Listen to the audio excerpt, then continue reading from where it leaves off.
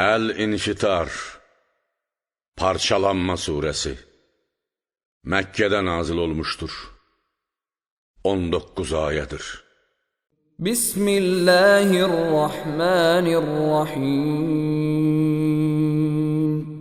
Bağışlayan və mehriban Allahın adıyla. İzəs-səmâ'un fatarat. Göy yarıldığı zaman. وَإِذَا الْكَوَاكِبُ انْتَثَرَتْ. Ulduzlar dağılıb səpələndiyi zaman. وَإِذَا الْبِحَارُ فُجِّرَتْ. Dənizlər yarıldığı və sular bir-birlərinə qarışdığı, yaxud qaynayıb dolduğu zaman. وَإِذَا الْقُبُورُ بُعْثِرَتْ. Qəbirlər alt-üst olduğu və ölülər çölə atıldığı zaman. عَلِمَتْ نَفْسٌ مَا قَدَّمَتْ وَأَخَّرَتْ.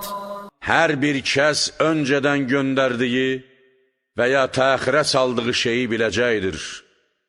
Dünyada etdiyi hər bir xeyir və şəri və özündən sonra qoyub getdiyi hər bir xeyir və şər adəti biləcəkdir. يَا أَيُّهَا الْإِنسَانُ مَا غَرَّكَ بِرَبِّكَ الْكَرِيمِ. Ey insan, səni kərim olan Rəbbinə qarşı məğrur edən nədir ki, onun tanrılığına qarşı küfür, kərəminə qarşı isə nankörlük etdin. الَّذِي خَلَقَكَ فَسَوَّاكَ فَعَدَلَكَ. O Allah ki, səni yaratdı və bədəninin üzvlərini, hər bir üzvü lazımı hikmətinə uyğun olaraq öz münasib yerində düzəltdi və nizamladı və lazımı işi ifa etmək üçün üzvlər arasında uyğunluq və ahəngdarlıq icad etməklə qaydaya saldı və sahmanladı. فِي أَيِّ صُورَةٍ مَا شَاءَ رَكَّبَكَ. İstədiyi şəkildə üzvlərin xüsusiyyətləri və bütünlüyü baxımından sənə quruluş verdi.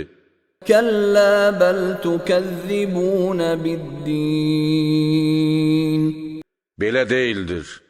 Siz təkcə Allahın kərəminə qarşı məğrurluq etməklə qalmırsınız. Əslində siz cəza gününü təksib edirsiniz. وَإِنَّ عَلَيْكُمْ لَحَافِظِينَ. Və əlbəttə sizin üstünüzdə gözətçilər vardır. كِرَامًا كَاتِبِينَ. Şərəfli, möhtərəm yazanlar, mələklər vardır. يَعْلَمُونَ مَا تَفْعَلُونَ. Onlar sizin nə etdiklərinizi, zahir və batini, ixlası və riyanı, kamal və nöqsan dərəcələrini bilirlər. İnnəl əbrar ləfī nə'im. Şübhəsiz, yaxşı əməl sahibləri axirətdə bolluca nemət içində olarlar. Və innəl füccər ləfī cəhim. Və şübhəsiz, pis əməl sahibləri isə odlu cəhənnəm içində olarlar. Yəsləvnəhə yevməddin. Cəza günü ora daxil olarlar. Onun hərarətini dadar və yanarlar. وَمَا هُمْ عَنْهَا بِغَائِبِينَ.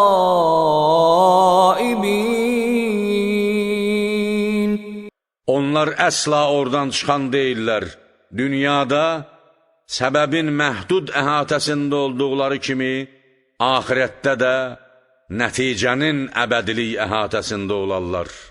وَمَا أَدْرَاكَ مَا يَوْمُ الدِّينِ. Və sən nə bilirsən ki, cəza günü nədir? ثُمَّ مَا أَدْرَاكَ مَا يَوْمُ الدِّينِ.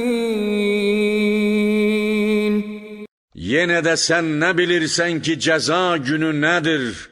يوم لا تملك نفس لنفس شيئا والأمر يومئذ لله. Elə bir gündür ki, o gün heç kəs başqası üçün bir iş görməyə qadir olmayacaqdır. O gün əmr yalnız Allaha məxsusdur.